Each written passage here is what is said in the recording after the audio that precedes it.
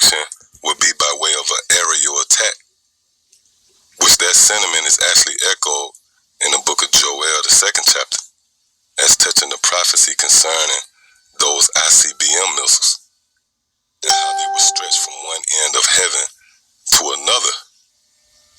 So these 4 winds that we read about here in the book of Revelation, the 7th chapter, pretty much translates to the destruction. And what would be the reasoning, if you will, for the Heavenly Father stirring up these winds?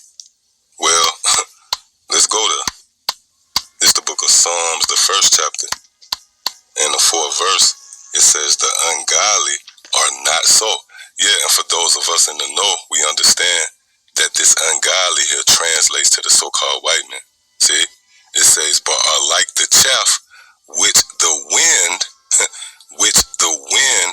driveth away. So the reasoning behind the Heavenly Father stirring up these winds or preparing this destruction is to drive away the ungodly, to remove the so-called white man from that seat of power in which he now occupies.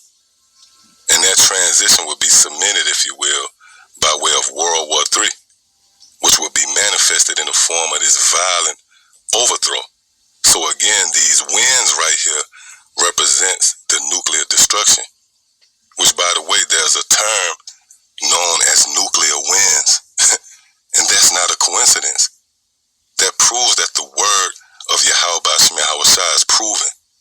His counsel shall stand. And ultimately, the prophetic sayings found within the Holy Scriptures reign supreme. So y'all just wanted to touch on that, Lord willing, it was edifying. Till the next time I say Shalom.